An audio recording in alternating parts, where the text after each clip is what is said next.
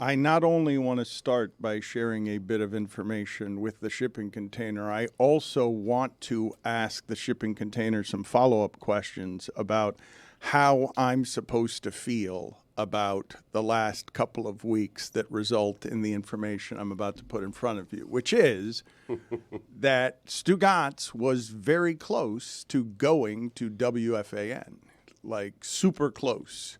And so not an April Fool's joke, by the way. Right. Yes. So when this came across, Amin mentioned this to me when I came back from Texas, and I had been talking to you privately about some of this stuff, but I didn't know what was public. And so Amin explained to me that our audience was getting rattled and stuff because of an April Fool's Day joke that I knew to be kind of true. Like it wasn't a joke. Like I when it was reported, it was reported as, haha, I've got sources, Stugotz going to WFAN. And what do you want the people to know, or what do you want to tell them about everything that happened with you here? Because it's kind of a dream job for Stugotz, I would say, that he was offered. WFAN, I've said this a number of times, is the reason I got into this industry. Listening to that station as a kid growing up on Long Island in New York, that's the reason I decided, listening to Mike and Chris, Mike and the Mad Dog, that's the reason I decided to get into this industry. Simply by listening to that radio station and wanting to do what it is those guys were doing as I was listening. And so a few weeks ago, now I always imagined if I ever went there at this stage of my career, I would go there as a host. That was not the position that was offered to me. The position that was offered to me, that I have turned down, by the way, was to run the entire station, was to be the program director. They've had two. I would have been the third to be the program director at WFAN. You and I spoke about it. I gave it a lot of thought. Times have changed in our industry. That job paid a lot more than it does today. And at the end of the day, I decided to stay in large part because of two things. One, Boomer Esiason refused to take a pay cut. I mean, that's number one. And number two is... You've gotten awfully used to me taking the pay cuts. Well, you can't expect people. You can't expect in the other Listen, places. when Boomer said no, I was going to go to you and ask you to take another one here and just pay me to be the PD at WFAN. That didn't work out. We never got there. But Boomer did take a pay cut. And then as I'm sitting there, and I got to tell you, the people at WFAN were great. They were patient. There was enthusiasm on both sides. They were very professional. I pat myself on the back. You were very professional? Was also very professional. Oh, get out of here. I covered all my bases. I told Dan, man. Well, hold on a second. I told Skipper. Hold on a second. Yes. That's the limit to your profession. Yes, but wait. Yes. But wait. I need to. I'm not done. Okay. No. I want to hear everything you have to say here, as does the crew, I'm sure. I'm just going to tell people that when you say you handled it with maximum professionalism, the text I got from you low saying, bar, Dan. the text I got from you, well, but I don't think you cleared the low bar because of what I'm about to say. You tripped on the bar? I'm pretty sure the bar hit him in the Stumbled. face because of what I'm about to say. You tell me if this is handling it with maximum professionalism. Oh, boy. He texted me saying, hey, Dan, just wanted you to know first, didn't want you to hear it from anyone else. I'm talking to FAN. After I'd already gotten dozens of calls because that morning on FAN, they were already talking about it. Gio. I mean, that guy. I mean, seriously. I was on vacation. You were on vacation. He blew up my vacation. It was ridiculous. Suddenly, Neil Best is calling me and Ryan Glass-Steagall. I mean, enough. I was on vacation, and you were on vacation, so I didn't want to call you. I didn't want to bother you. The other reason I did take it is I sat down. I'm thinking about this. I'm going over the positives, the negatives. My wife loves it down here. She loves the life that we have down here. But, Dan, it really got down to this. Boomer not taking a pay cut, and I didn't trust myself to not fire the people whose job I wanted at WFAN. And state income tax. We should clarify for the audience, this is not a bit, right? No, it's This not. is No, this is real. No, this Yeah. is. I think this is as close as Stugotz has ever come to leaving here. This is a dream job for him, and he would have. Look, I've seen his work in this area. I saw it 30 years ago. He would have absolutely installed himself in one of the positions and replaced the host. There's no way he was going to be walking around a sports radio station and not talking into the microphones. Like that was going to happen. It is so weird to continuously find out important information about the two of you on our live show. Huh. We should probably talk about professionalism. That's how we do it, though. It is I mean, a weird place to work. Right. That's not weird. We're being real. We keep it Being real, real, up here. man. We wear our heart on our sleeve. My boy said he almost left, and he chose to stay. That's a win for us. Oh, no, We that's should great congratulate news. ourselves Yeah. Well, for keeping chose the to captain stay. in the I don't know if seat. that's, In know. Stugotz and Dan's defense, I had also heard about this. This was not a very well kept secret. No. It wasn't. Gio. I mean, that guy. And that April Fool's joke. Regardless, I shouldn't have done that. the idea of Stugotz I was so mad at you. I know.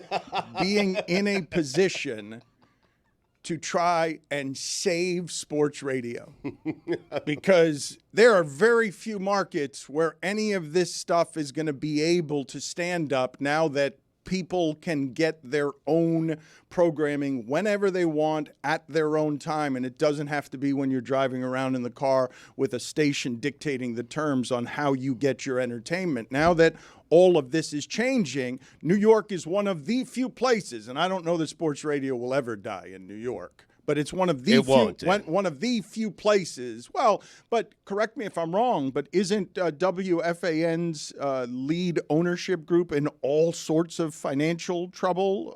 Is it Odyssey? I don't know. Odyssey owns it. Used to be Entercom. They filed for bankruptcy not too long ago. So, yeah, but WFAN will be fine. I think the industry is in disrepair and is an antiquated model, and it's still, I've said this before, the way that it works. I don't know how much it's changed over the last couple of years. I imagine a great deal. But when we left ESPN, some of the calculations that we were doing is that radio and advertising still had 75% of the market, and podcasts still had, much lower than that, obviously. I don't know if it was 25% or a little bit less than that.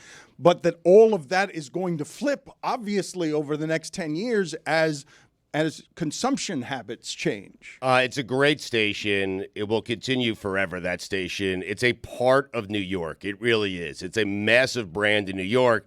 And it is the closest I've come to leaving this show. And Dan knows this. And Dan was actually great. He was happy for me, and I appreciate that because he knows how much that position and that station means to me and that market means to me. And so to have the opportunity, it didn't work out, and perhaps we'll work something out down the road because I do think for me, a perfect ending to my career would be at WFAN. But there were some things that I had to factor in. The 20th anniversary, our 20th anniversary is coming up in September. That means a lot to you. It means a lot to me. People are, I can feel the shipping container rolling their eyes.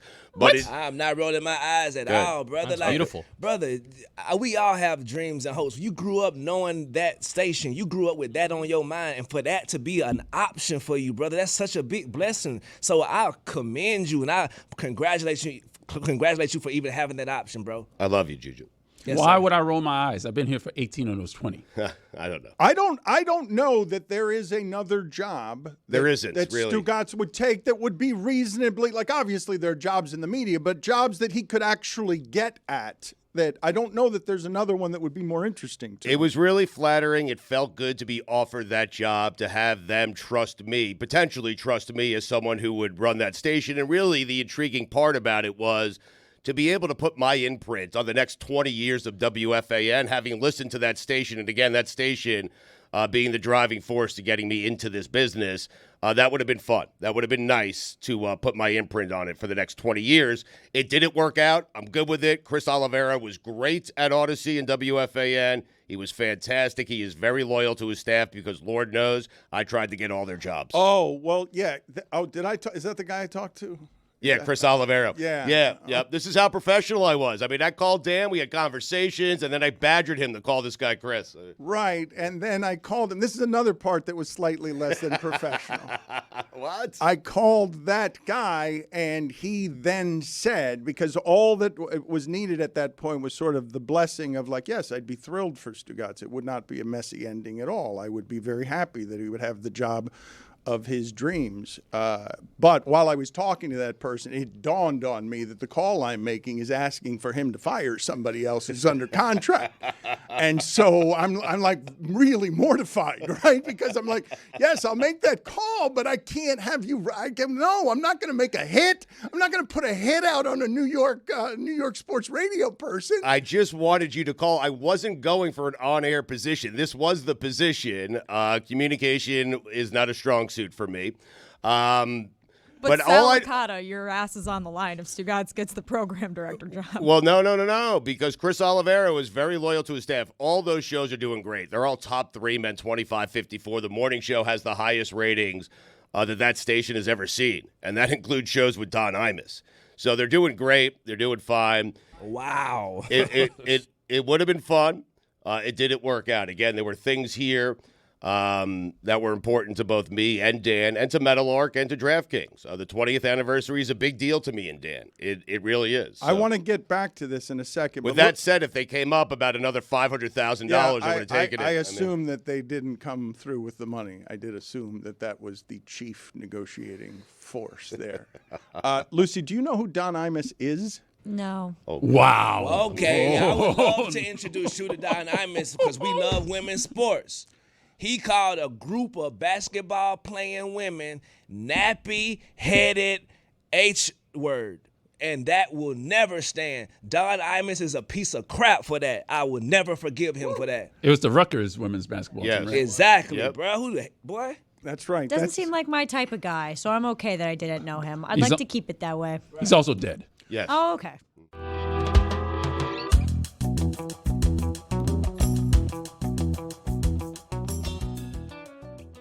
We've got a bit of a traffic situation right here. We've got Carl Douglas and Stan Van Gundy both at the same time because we have breaking news. And one of the items of breaking news we have is that Carl Douglas's background kicks the ass of Stan Van Gundy's background. Yeah. Carl Douglas. There's no question about that. Oh, my God. What an ass kicking. You've got some sad hotel.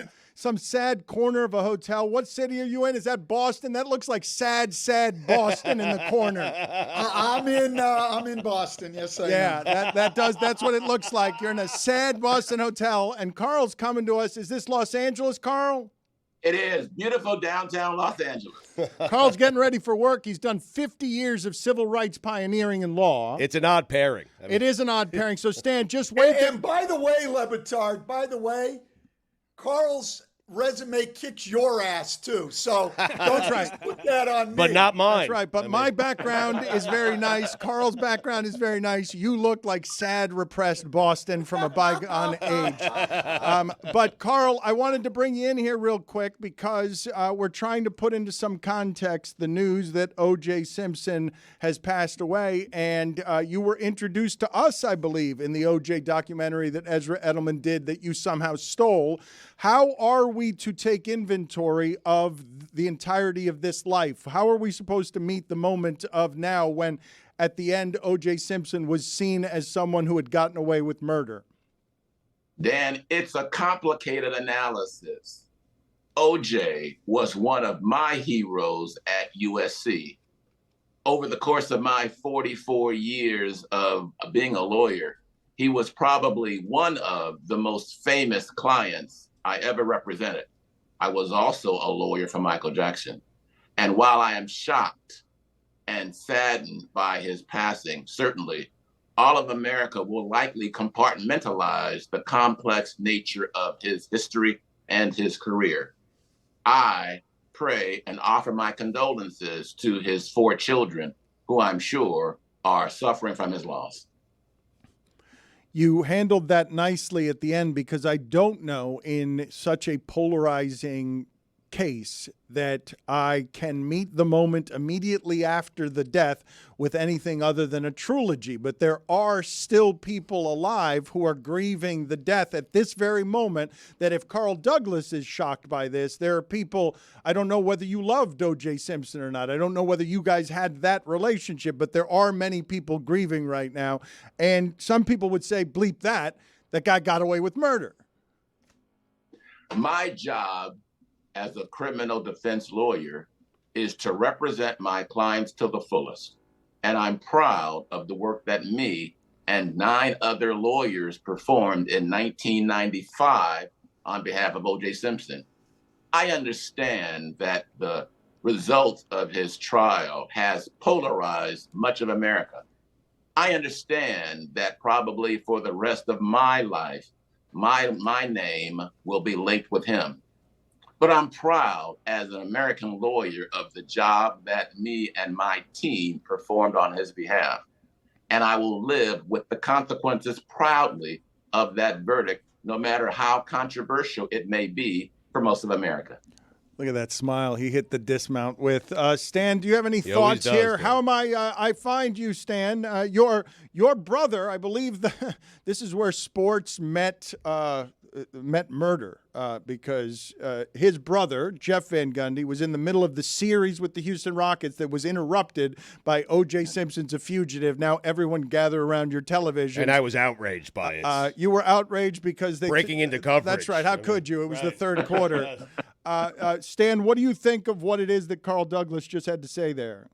Well, I agree with all of it. And just a couple of thoughts. One is that I think that we too often want to just categorize people as either good or bad. And in reality, we're all a mixture of both. And we're not one or the other. Look, I'm a Bay Area guy in California. O.J. Simpson was somebody I idolized, when he came up as a football player, and then followed him through his acting and the commercials. And look, things are complicated. And quite honestly, I don't know what happened on that night.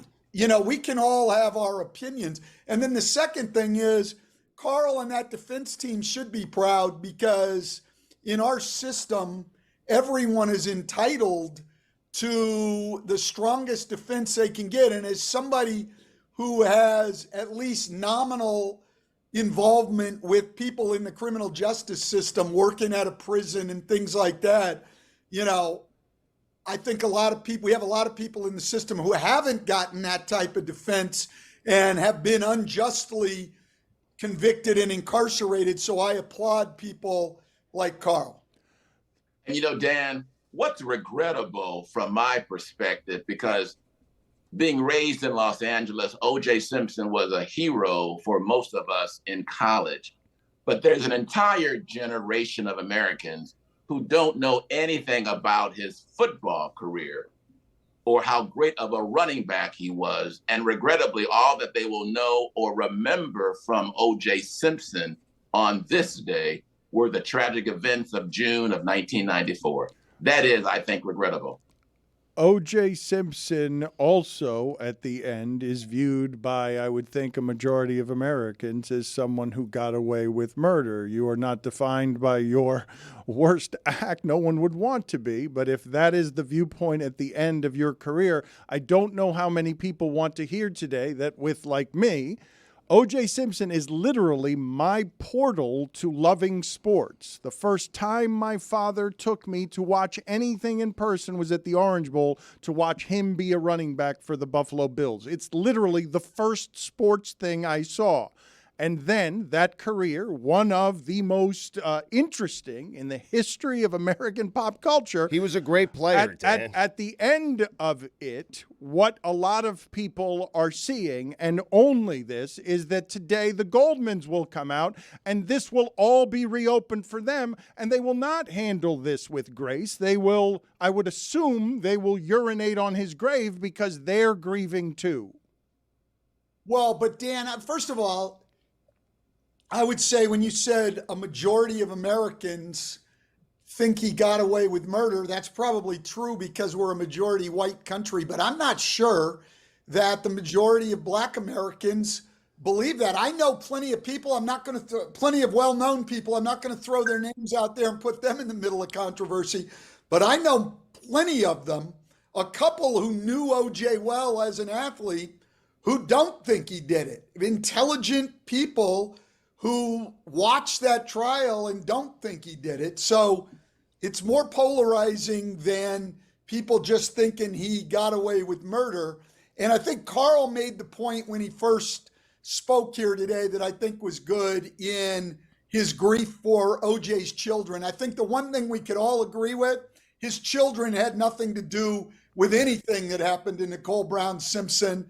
And this is not only a rough day for them, but as you say, it's going to open up the wound and make it even harder for them. And as someone who has recently gone through my kids losing a parent, this is going to be a very, very tough time. And I'm glad Carl brought that up. And hopefully all of us, regardless of whatever we think about that case, can have some empathy for OJ's family. Stan, I agree 100%. Despite everything that people may think, despite all of the lingering bad feelings that I'm sure exist, despite how the racial dynamics that were present then in 1995, regrettably, are still present today in 2024. There are 4 children who have lost their father, and we must never lose sight of that fact. There's also the families of the victims who now are going to have to relive the trauma of this trial, I think, while this is all being brought up today. So I think we should also feel empathy for them because, you know, obviously that's difficult too. And I think like there's a lot of complicated aspects to it, like you said, Carl, because there is the case and then there is the person himself. And one of those things I think is incredibly complicated. And one of them, I mean, I feel like we're kind of tiptoeing around something here, which is that O.J. Simpson to a lot of people represents someone who brutally abused and battered his wife even before she died.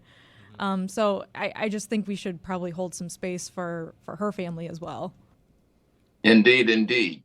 But as well for particularly many Black and brown citizens in this country, the O.J. Simpson trial reflected a racial break, if you will, and it highlighted, I think, some of the inequities that Stan mentioned that are still present in terms of the inability of many defendants to properly be able to mount a defense. O.J. had millions of dollars at his disposal, and he was willing to use that money in his own behalf.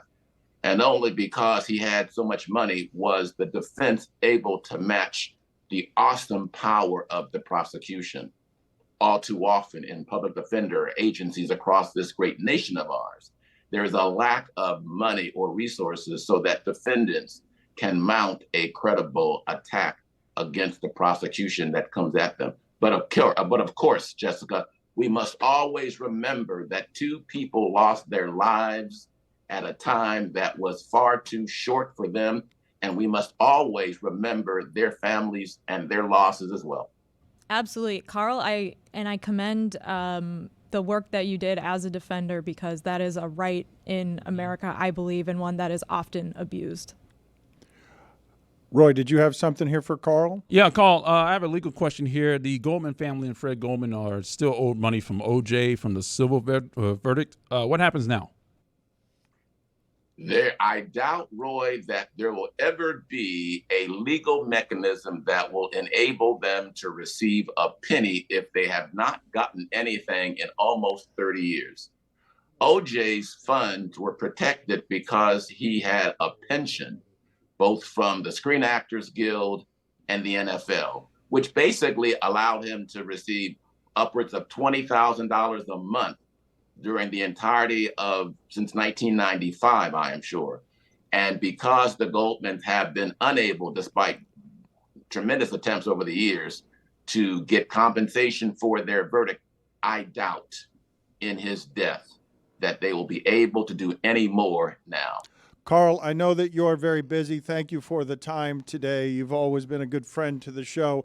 On your way out, because I don't know what this day is going to be like for you, I imagine you're going to be jostled because this is going to bring back a time in your life, a different time in your life. A generation ago, you've been very close to America shaking around racially and elsewhere, legally, around everything OJ. So tell us here at the end, eulogize him, would you, for us on the spot as someone who was adjacent enough to handle something like this?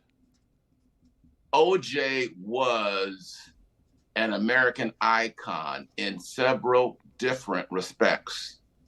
Not only was he a great athlete, he was also one of the first athletes that were able to cross over into the commercial world of Hollywood and New York.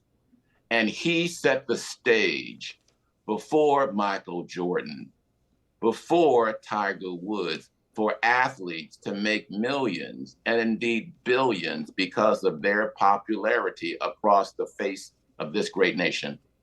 Regrettably, that stellar career was marred by this trial. And forever, I'm sure, in the minds and the legacies of many, that stain on his career will remain. Rest in peace, OJ. My love to your sons and your daughters. Carl, thank you for the time, sir. That glove didn't fit, It's Carl. always a pleasure. It's always a pleasure, guys. I've been away too long. I love you guys. Right. We love you too. The glove didn't fit, though. It didn't fit, The glove Carl. didn't fit. I mean, come All on. those attorneys, everything I've talked else to you fit. about this, The Carl. glove, Didn't the glove fit. didn't fit. Yeah, he must The have quit. glove didn't fit. Absolutely All right. Didn't fit. Ridiculous. The whole thing. Absurd. Asinine. Carl, thank you for being on with us. Always a pleasure, buddy. Stay well.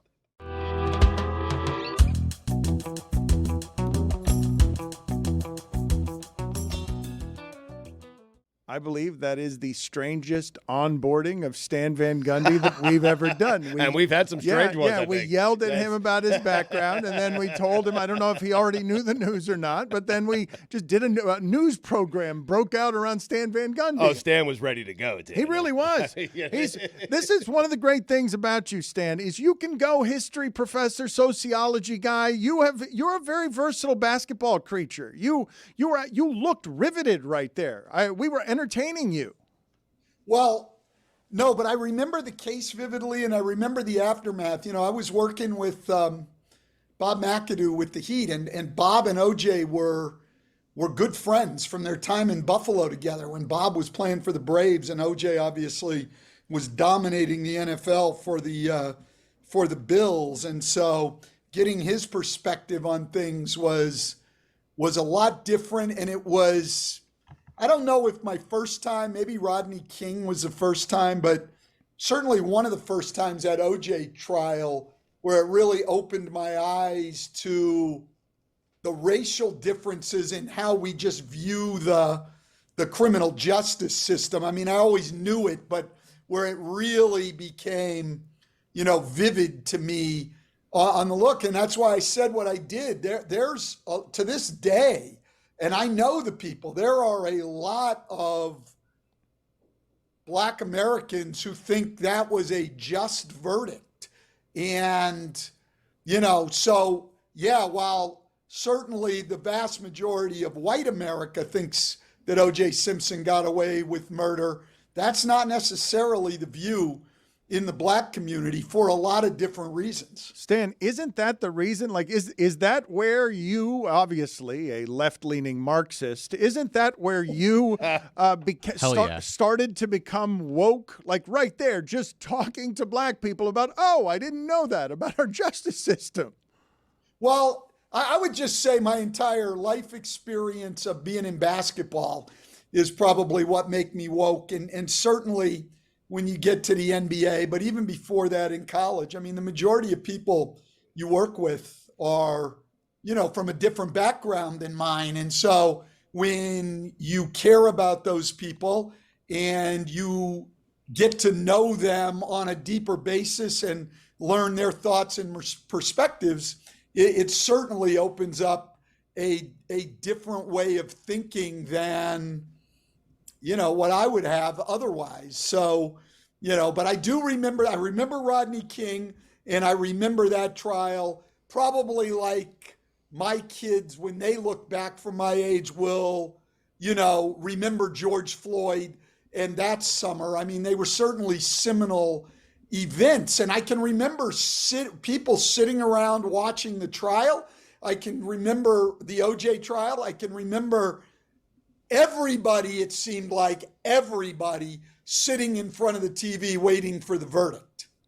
The OJ trial, sort of pre-internet, feels like the last moment America shared around its television consuming something. I don't know if I have the history of it right. Caitlin Clark. Yes. It's true. Thank you. Other than Caitlin Clark, yes. Thank you. Stugotz always puts things in perfect Thank you, Stan. He does. Stan, Stugotz also has from yesterday another top 5 list of top 5 athletes who connote prayer. Are you ready? He gave us a top 5 list that I didn't think could be any better. That connote prayer? Yes, that connote. Yes. You'll hear the names and then you'll understand. Do you have yesterday's? Yeah, this was yesterday's All right, list. So this is yesterday's. Just give Stan yesterday's. Garrett Temple, Neil O'Donnell, God Shamgod, Yes. Cantavius Caldwell Pope, Malik Monk, Kendrick Nunn,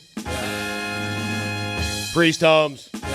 So it was more than 5. We have more. That was yesterday. I didn't think it could be better than that, but he says now he's got a new number 5 list, top 5 list. Number 5. Von Wafer, Oh, the communion wafer. Nice. Number 4. Enos Cantor, Number 3. Michael Bishop, Number 2. Tim Tebow. I don't get that one.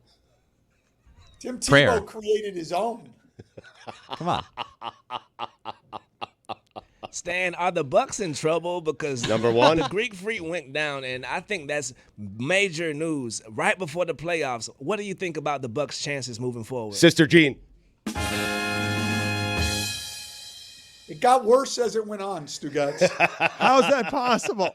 He got some applause yesterday. I left out Edwin Moses. He got some applause yesterday, and then the list kept getting worse. But Juju See, had... Edwin Moses is a good one. You should have started with him. All right, Stan, to Juju's point, let's do this as quickly as we can because there's a bunch of interesting stuff in basketball. Would you agree with me that if we reseeded everybody in a jumble, Boston would be the 1 seed, and the next 10 seeds would be from the West?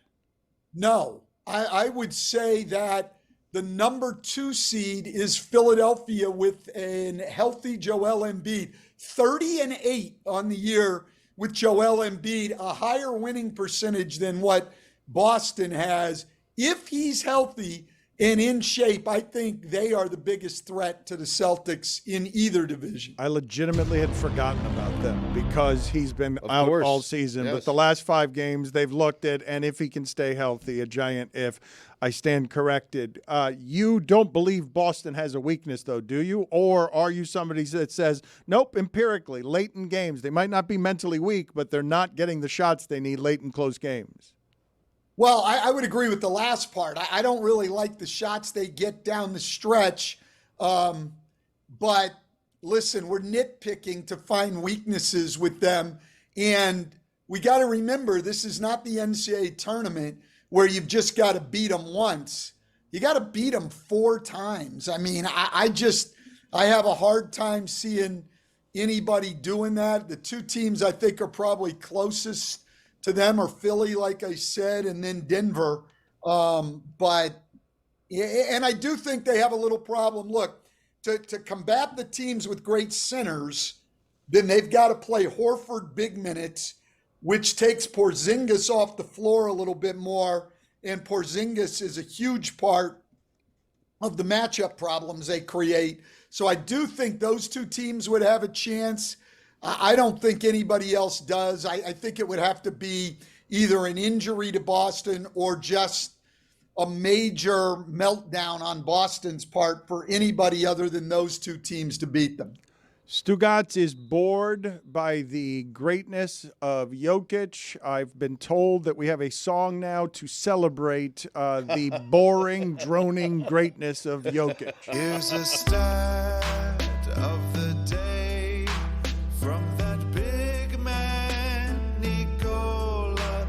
Godlike skills put on display, but we're feeling so blasé, setting records all the time. We've become so indifferent. We're all bored, but what the hey? Jokic stat of the day. So this is Stugotz's idea. He thinks we should give it like while yawning, like having difficulty. We should, yes. Last night in a game they had to have, Jokic, 41 points, 11 rebounds, 7 assists, 3 steals, shot 80% from the field, 100% from 3. And by the way, against the guy, Dan, that people think will win his 4th Defensive Player of the Year this year. Boring. You tell me, Stan, is he the best offensive basketball player there has ever been? Whoa. Well, you could make a case for him being the best offensive center. I think actually the best offensive player now that I have ever seen is Luka Doncic. Okay, so we've gotten there. Did you see MJ? No, hold on a second. Wow. Stan, I did see MJ. I did. Stan, Just making Stan, sure. let's go. Stan, you got to give me the take. Let's hear it. Well, listen, I just don't think there's anything the guy can't do offensively. He's absolutely huge, first of all. I mean, he's 6'8" and big. He shoots the ball from deep. Now, I wouldn't have said this even a year and a half, 2 years ago. He's become a more consistent shooter from range. His range is incredible, and he's been very efficient shooting the ball. He can drive the ball from the perimeter. He can score in the post, and he's one of the best passers we have ever had in the league. There is literally no one who can match up with him, and when you bring the second defender, he can pick you apart. Look, I think when we incorporate both ends of the floor, there's guys who I would say have been better players than he is right now. But as strictly offensive players, I think he's the best I've ever seen. He just asked you, he really did that to Stan Van Gundy. Have you seen MJ? That's what I have, but Have I you seen think Malachi Doncic, Flynn? listen, it was a different game. And so had Jordan come up in this game, maybe he would have shot the 3 as frequently and as well as Doncic did. And MJ got to the point where he shot the 3 well. It just wasn't a volume 3-point league. So maybe he would have evened him up on that part. Jordan certainly wasn't a bad passer, but he was not Luka Doncic as a passer. And he did not have Luka's size and strength. Look, I'm not trying to demean Michael Jordan in any way, or LeBron James for that matter, but Luka Doncic to me is at a different level offensively. Stan, real quickly, Adam Silver said what Jontay Porter did was the cardinal sin and could face banishment. Do you have any opinions on what that young brother did? Well, first of all, we don't know what he did or didn't do. So accusations are one thing, allegations, but we'd have to see proof. But I do think that betting on games is pretty bad. Like, the one thing you want as a sports fan to know is the integrity of the game. If somebody's messing with that or potentially messing with that, and that's why the point shaving scandals over the years have been bad. Now, I will say this, Jontay Porter is never in a position, I don't mean to demean the guy, but he can't affect the outcome of games. He just doesn't play a big enough role. So I wouldn't call it the cardinal sin. But if you had a guy gambling and he were getting playing time, well, then you'd have a pretty bad situation. Stan, in fairness to Michael Jordan, MJ, it's hard to pass with all those rings on your fingers. Thank you, Stan. It's nice seeing you again. He's in Boston. He's doing it better than anyone is out there. Did you want to preview the game, or is that promotion enough? Is there something that you want to say to? You know what? You know how these late season games are. We don't know. It's a big game for the Knicks. We have absolutely no idea how Boston will play it. I don't know who they'll play, who they won't play. Okay. So no, I don't all right, that's fine. That's an excellent promotion. You know, I love that. That's great. Sold. That's it. That's perfect advertising for the game, the national game on TV. I was going to tonight. watch. Now I'm not Holy, gonna... that was a sales job. That was so bad. He couldn't even fake it. Don't watch the game. Peyton Pritchard. Please watch anyway.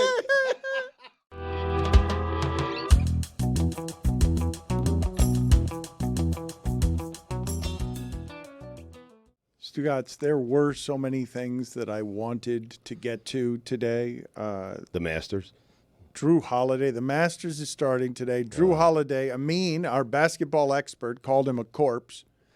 Just signed a 4-year, $135 million extension 9 months after it felt like Jimmy Butler Jimmy Butler had Drew Holiday talking about retirement. Yeah, that's right. Yeah. Why are you talking with your chest like that, Jeremy, as if you're Jimmy Butler? I mean, because I said it was going to happen, and then it happened. But he just signed an extension. Everyone else here takes victory laps. Why can't I? He seems to have recovered, Drew Holiday has. I like to start a motion. Ever since Amin in that jump shot situation and these picks of corpse, like he is no longer my basketball expert. I do not respect that anymore. I feel like I watch more basketball than Amin. He didn't even watch the college game. He was bored. Real hoopers, where are you at? Like starting tonight, I am going to be going live on YouTube after NBA games where we just talk NBA, bro. We're going to talk about what happened in the NBA, not our opinions on their politics, not that we love Terry Rozier's lips are turning black. No, we're going to talk about the game. Tune in, lock in with us. I just discovered that there's a show tonight. Tell me who's on. So did I, goddammit. All right. So I think you just made it up right now. You're done. You're done waiting for these people to make you a star. You're taking over the YouTube channel, and tonight you're going to be doing basketball analysis. You're doing the Juju show. No, it's not gonna be the Juju show. We probably call it the alley oop or something clever. But we're just gonna keep the alley-oop. it like, Well, not the Bulls alley-oop, I hope. The basketball show. No Andre Drummond. But look, at the end of the day, we need a place for just hoopers who love this show to actually congregate, and we're gonna start that tonight. Amino Hassan, we love you, salute to you, but you are no longer the expert. Wow. So you're saying that is it going to be Tony? You and Tony are trying to Come on, claim Dan. Amin's throne because you believe you're watching more basketball than he is. It's just gonna be real hoopers from around the land. We might see. You never know who you might see on this show. We might see Uncle Shannon Sharp. We might see.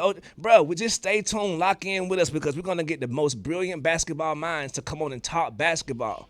The I love you with a salute is the greatest device ever when you're about to crush someone. It is so good. I'm so proud of you, Juju. Salute to Tom Haberstroh. Well, but Big salute. Juju just stole a show and the YouTube channel. Has just told us that he's doing a show tonight, and I'm sure he will cover basketball well. I don't understand some of what's happening in football analysis, where all of a sudden everyone's telling me J.J. McCarthy is something special. I thought Michigan was trying to hide him all year. I thought that the big story in that sport last year is that Harbaugh parlayed flaming cheating scandal at his alma mater into a dream job next to Herbert. And now he's telling me how good J.J. McCarthy is. And I'm like, yeah, behind 4 other guys who are better. Like, I'm not even sure if Caleb Williams, I legitimately think Penix is the best of all of them.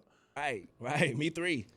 Wait, so you want Harbaugh to come out and slam the guy that won him a national championship? I want to understand why J.J. McCarthy is climbing so high in the rankings when I saw a quarterback that he was trying to hide all of last year. Because he's a quarterback and teams have need at that position and after the top 3. Like there are 6 or 7 teams who need a quarterback. The top Dan. 16 has a lot of teams that need a quarterback. But you'll talk yourself into a J.J. McCarthy if you have to. You will. As a team, as a coach, you'll talk yourself into, hey, I can make J.J. McCarthy a great quarterback. I think this happens every year, and the issue is the draft is too far away.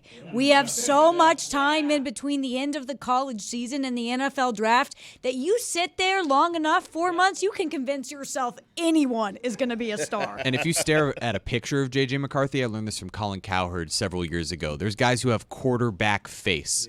And if you stare at a picture of J.J. McCarthy for long enough during an offseason, that guy has quarterback face. Stugotz, the death of O.J. Simpson here is resonating on all of the televisions. I don't know if there are a lot of people that we can name that would die and then land in this many different places, because these are just sports channels that are up here. But 30 years ago, America paused because they thought he was a fugitive from justice, and that O.J. Simpson was trying to make the ride from top of pop culture celebrity nice guy to fleeing as a fugitive from police and suicidal, wondering whether he was going to kill himself during an NBA final game while his friend drove him around on a highway where he was just being pursued slowly by the police and helicopters. I'm certain it's on CNN also. I'm certain it will lead most national news tonight. You know, ABC, NBC, CBS. It will lead the news tonight. And if you're asking how many athletes or how many former athletes could pass away and get the same coverage, not many. Like, you would have to be a massive superstar. It would have to be like Michael Jordan for it to hit all those different outlets. Kobe landed this way because of the sudden shock of it. This is the history of it. This is not the sudden shock of it, because he's of an age that you're just being hit with memories there. An assortment of generations are being hit with memories because this man was famous for 50 years, and he went from famous to infamous to vastly, vastly more famous. And so he dies at the end, and everyone has an association with that name, knows that name, and attaches some kind of thing to it.